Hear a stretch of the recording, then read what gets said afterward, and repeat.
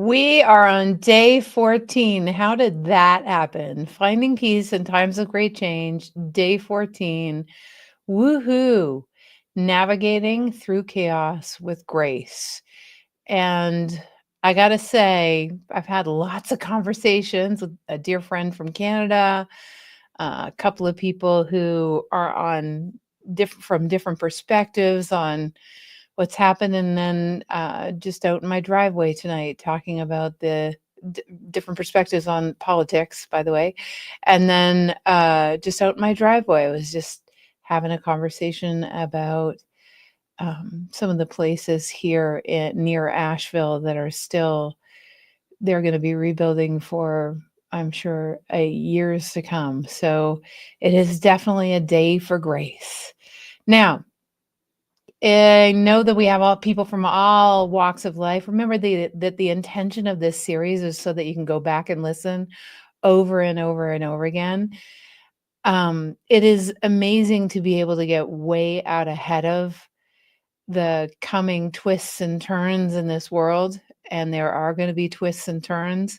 It's a lot of intensity right now.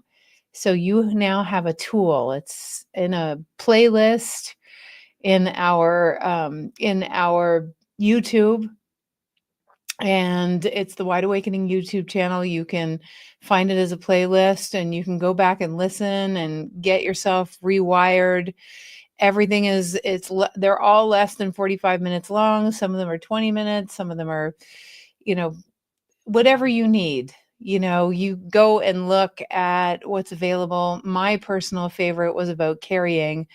But my second favorite so far has been, this beautiful conversation, I think 3 days ago, day 11, I think it was, or maybe day 10.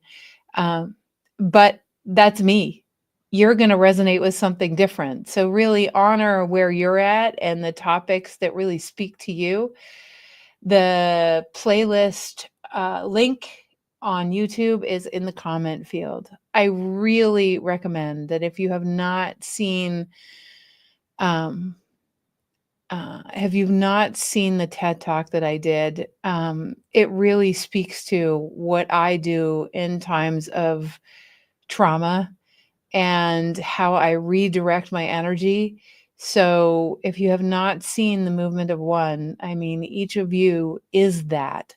So that's another thing you can watch for a way to direct your energy when you've got a lot of emotional energy going on.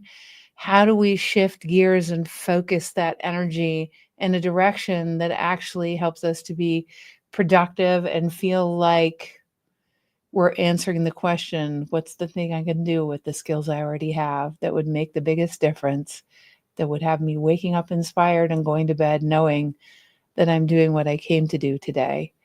But before we can get to that place, there's often so much to work through to get out of the way, to be present enough to even ask the question about why I'm here or what I'm going to do with the rest of my life. There's a lot going on in the world, and there's a lot that gets in the way of being present enough to even land at that question I just asked. And today, my guest is just, I didn't meet him that long ago, he and his wife, Kim. But Dr. Raymond Turpin is the real deal. I mean, I am so blessed to have met you guys at the Pearl Institute. Guys, write that down, the Pearl Institute, because they have been doing a huge amount of trauma work here in Asheville with all of the police, veterans, the firemen and women who have been doing all the crazy work of rebuilding, rescuing, all the stuff. And I just want to offer, first and foremost, Raymond, just huge thanks for what you're offering to this community to make our world a different place. Thank you, guys. Thank you. Thanks for having me here. Yeah, I'm so happy to have you here. And at the same time, so you've just gone through a training this weekend, with a bunch of therapists and the like. And I would love to know, what's it been like for you dealing with the therapists who are dealing with the people, and also dealing with the people who've been dealing with Western North Carolina. What's that been like for you? How's your soul? Mhm. It's been challenging to say the least. I think when Helene came through, I've got a guy I know who's a DOT engineer, and he said that it's no longer being considered a meteorological event; it was a geological event. We had riverbeds shift, things like that. Features of the earth shifted, so it was just a massive, massive event, and I think that the hardest part is, of course, seeing the damage going to like the River Arts District, some of these places that really were a lot of the character of Asheville, the artistic parts of it that are just utterly destroyed. Yeah, And then finding people that just lost everything, yeah. and then amazing stories of survival. Like I talked to a lady who was living out of the back of a U-Haul van with her two cats parked on it. And Wow. this is about 3 days after the hurricane. So I think one of the things that's been the best part of it is the coming together of the community. Once the phones went down, once the Yeah, internet went down, once yeah. all communication was gone, it was amazing in the sense that it's like people came off the screens, people came out of their boxes, they walked outside, they met their neighbors, they cooked, they had, everybody was taking care of each other for a while after that. And it was just really nice to know that we still have that capacity, regardless of our differences, to be able to come together and take care of each other. So I think that's been by far the most inspiring part of it. Yeah, I think just people's resolution to try to get through this, and not, and people were really freaking out about, do I need to leave? Do I really want to stay here? Do I need to yep, move away? yep. And I think a lot of people, even though Asheville is undoubtedly going to change over the next couple of years as we build things back, I think people really want to be here. This is home for a lot of Yes, folks. And yes, so people. that's been probably the best part, is watching that. And then just watching the people, like the therapists and the people that have been really trying to help the folks suffering. It's just been a really beautiful kind of system that's been supporting each other. And so that's one of the reasons why I think things are going along pretty well. But after big disasters like this, we see a lot of the mental health stuff come 3 to 6 months later. So that's part of Yep, what we're gearing up for, is to be able to, once the adrenaline goes down and yep. settles, then people start to realize they're not well. And so we see this as being an ongoing operation we're going to be doing for the next, at least 10 to 12 months. Well, and that's why we put together a GoFundMe for the Pearl Institute. So Mm. you guys will all be getting, make sure you get on our newsletter list though, so that you can get all the updates. And that's at thewideawakening.com. Just go there and you can register for our Wide Awakening Weekly. It's filled with inspiration. It really, there's no salesness about it. It's all about love and support for humanity. It's all about activating new thought and bringing really great people to you guys. So thewideawakening.com. The other thing that I did not ask for yet, I forgot to ask for, what's your word, everybody? Everybody that's joining us, welcome. What's your word for today? What's your word for humanity? What's your word? So if you can write it into the chat, that would be fantabulous. And where you're hailing from. I know we have people from the UK. We have people from right outside of the Ukraine, outside of Ukraine, I should say. We have people from, speaking of speaking of PTSD, no kidding, and lots of people from Asheville. And I'm welcoming everyone. Hi to Olga. Hi to Jeannie. Hi to Diane. Hi to all of you guys. So guys, I've had the good, benefit of being able to meet with Dr. Turpin and his wife. And in our meetings, I've also had the blessing of getting to know them a little bit better. We've had some juicy conversations about life. And so, Raymond, I'd love to know from you, the tools that you're going to show us tonight, why the tool, and it's not tools, you're not going to show us, you're going to take us through the experience. But why, when I asked you, it's finding peace in times of great change, what do these particular exercises or processes mean to you? Why are they so important? And tell us a little bit about your understanding of how the brain works with what we're going to do. Okay. Well, this is something that I've been teaching a lot of people over the last 5 weeks or so. And, what I wanted to try to impart to folks tonight was this idea of being able to use the breath as a way of down regulating or regulating whatever the need may be. But, so many people, when you think about trauma and the effect that it has, people get very caught up in the negative effects of trauma, and they start to feel like there's something wrong with them, that they have, maybe they're a weak person, maybe they're not strong enough to kind of forge through all of these traumatic symptoms. But one of the things that I find is very important to teach people is that trauma reactions are basically a biological reaction at the root of it all. It's not something you're generally voluntarily controlling. It's something that's happening in the brain and the body that is really a physiological reaction to being in a situation where there was like life-threatening or something about the physical integrity being threatened.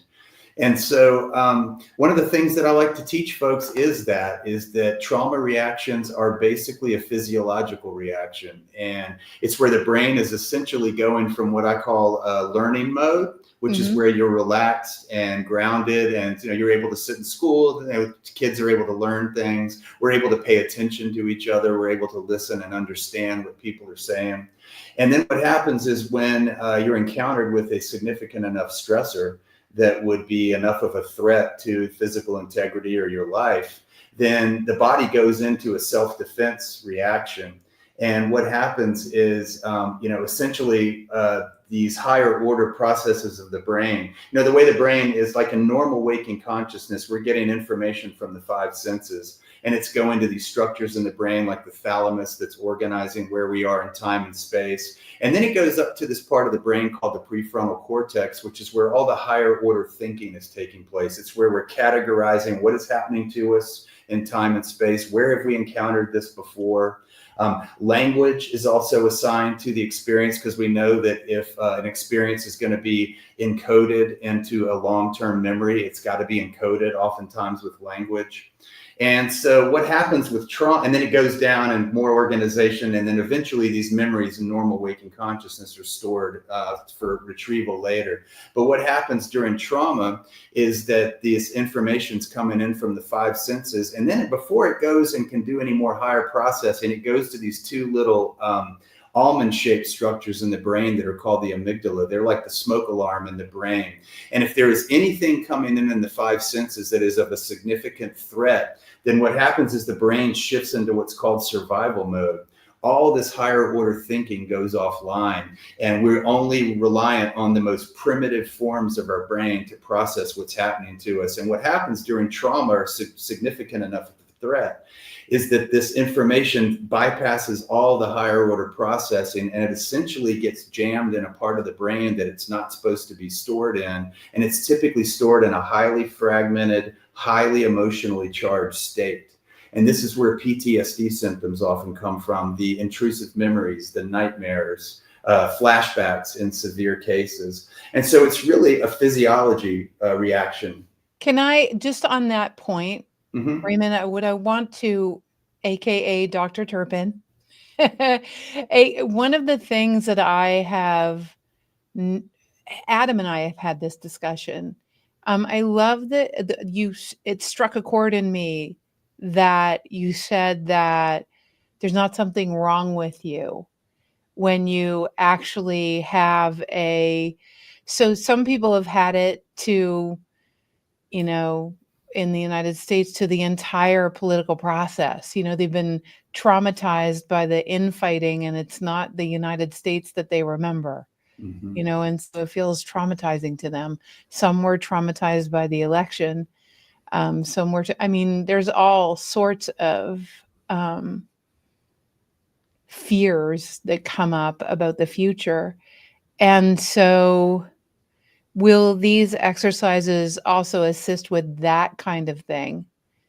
Yeah, I think that basically what happens is that when you have gone through a traumatic experience, regardless of what it is, the body and the brain are basically in a hyper aroused state. And Mm, when you're in a hyper aroused state, you're not able to really think clearly. Again, the brain's in survival mode, it's not in learning mode. And so, what these two techniques, these breathing techniques that I wanted to teach tonight, yeah. it's a way to go in and take control of the physiology. You can't control what's happening out there and what might be impacting your PTSD or what might be coming up internally.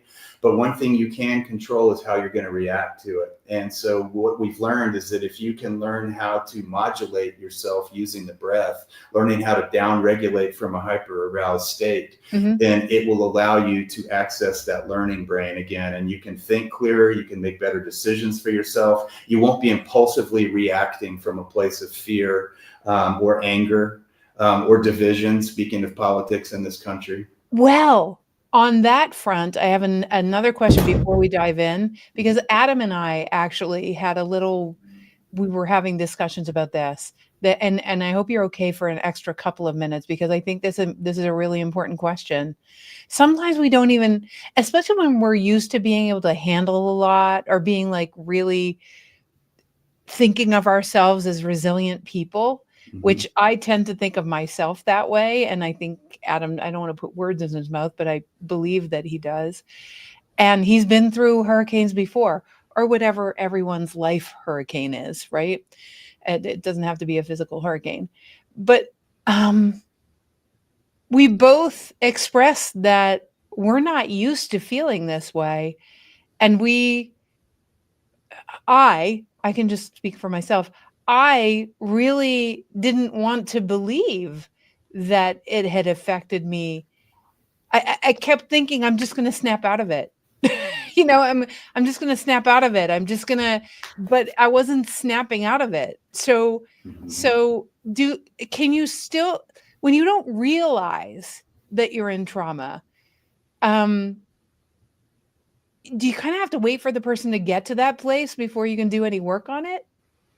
No, I don't think so at all. I think Okay. that I think people are again, it's a physiological reaction. It's a hyper arousal that the brain and the body get into, and it's a feeling of being out of control. And so again, the breath is the one thing that we know that we can control, and that we know that if we do these certain types of rhythmic types of breathing, where you're also involved with holding the breath as part of it, that it tends to engage with the brain and the physiology and help you down regulate, which is essentially what you want to be able to do. Because again, it'll help you break out of that stuck place, and it's just, you'll be able to think clearer.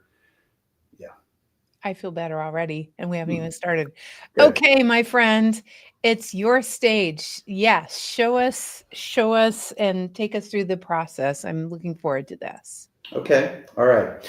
These are two techniques that I've been teaching a lot of the people here that have been trying to deal with Helene. A lot of them will report that they're not sleeping. They can't, they're constantly having intrusive memories. And it's the other thing that I was telling folks too, to be careful of, is people would get on social media and look at videos of the floods and all the damage. And I kept telling them that's just going to kind of keep your brain in this fight or flight survival mode. And so it's really about being able to create some space for yourself so that you can down regulate.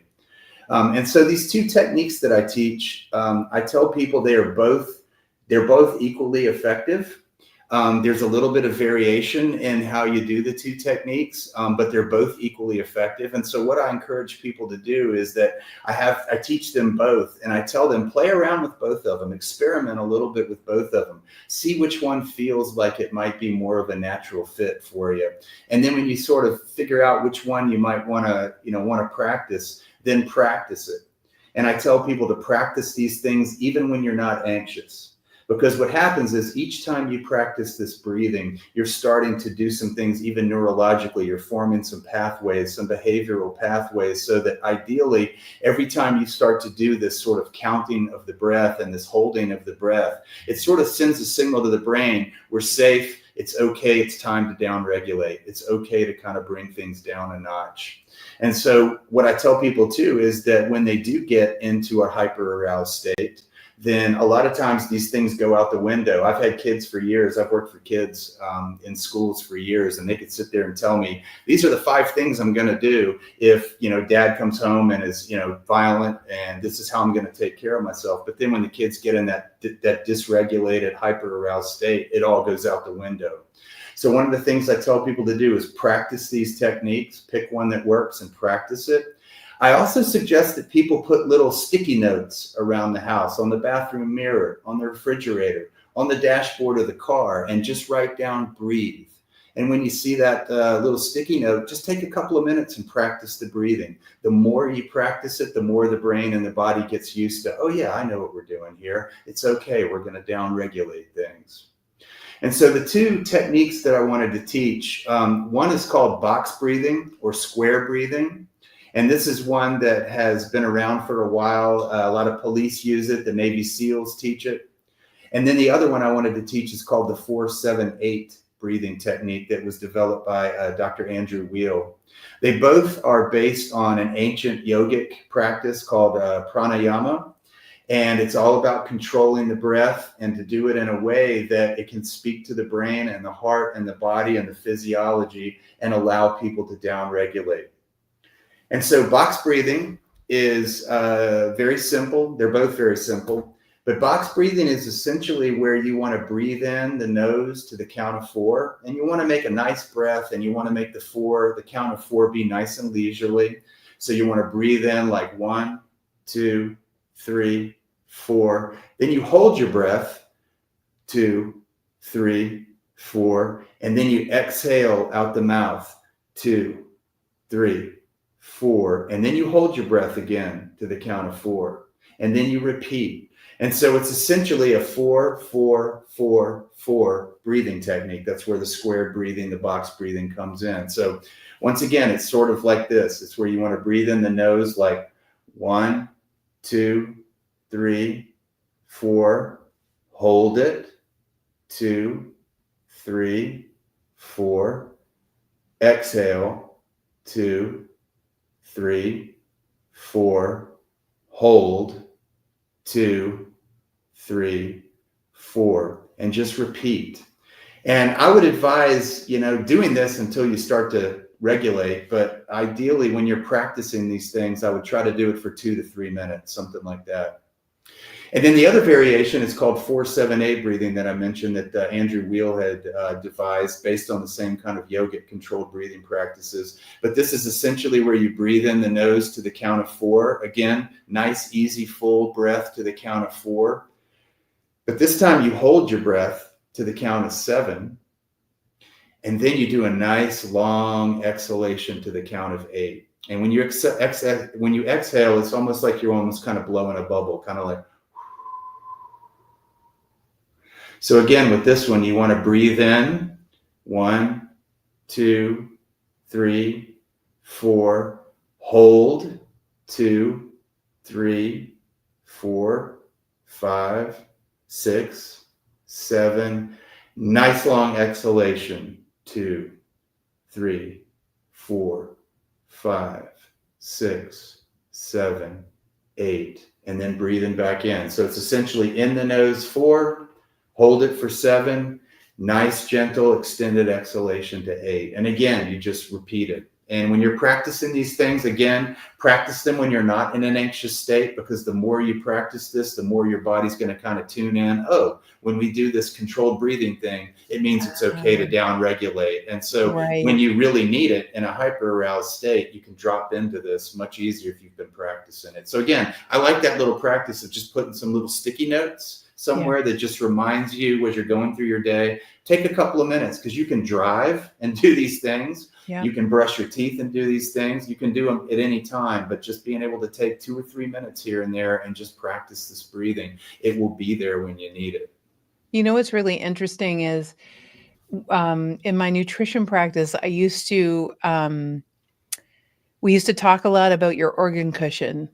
And you develop organ cushion, meaning you develop sort of padding to how much you can take neurologically by doing some of these things to kind of bolster and become resilient by just God, this kind of stuff is going to become so much more important with the weather events, with the Yep. all the stuff that's going to happen sociologically. It's yeah, running around in emergency mode is absolutely no fun.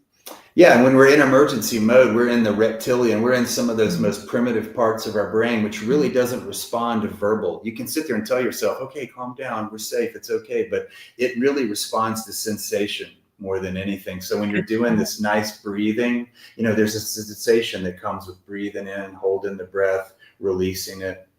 So that's another way of kind of bypassing those logical verbal mechanisms and going right to where the brain needs to get the message that it's okay to downregulate.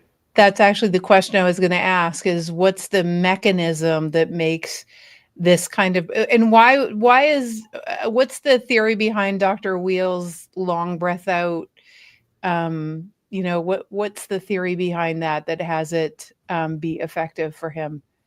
Well, the whole idea of holding the breath, which is also in the square breathing, the idea is when you hold the breath, you're kind of replenishing the oxygen. You're oxygenating the blood. You're Got oxygenating the it. cells, and so I think that's a huge piece. Is what makes it so effective. And then he's got that when you hold it for 7, you're going to be exhaling and just sort of having that nice long exhalation. Again, it's just all sort of getting into these rhythms of the body that it's okay to calm down and settle and down regulate. So great. So listen, everyone, just total props for those of you that joined us later or are listening on the replay. Just total props to you, Dr. Turpin, for working with all those emergency workers here who got exposed to some of the crazy stuff that's out there. And just really challenging times here in Asheville. But we've all been through our own version of family hurricanes and all sorts of different kinds of and some of us it's been very emotional in the last week. And so what I want to share is that we are standing up a GoFundMe page for the Institute, for the Pearl Institute, which Kim and Raymond co-created to help humanity. And so I would love to be able to send you that page.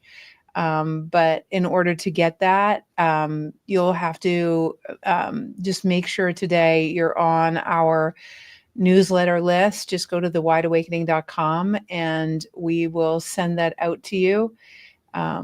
Yeah, and with the holidays around the corner, I cannot emphasize enough, you guys, this idea of practicing what Dr. Turpin was saying around practicing. Just make it a habit. Put the sticky note in your dashboard and just remember to do the breathing while you're driving. I've noticed it also an inordinate amount of accidents on Highway 26 as well, Raymond, lately because just for this reason, I think Mm-hmm. so. It's disproportionate. It's odd. Mm-hmm. So thank you. Are there before we go? Are there any final ideas? I have a couple of things to say at the end here, but are there any ideas or thoughts for everyone out there as we're moving through family time? Coming up on the holidays, moving into a new year, anything that sort of comes to mind for everyone?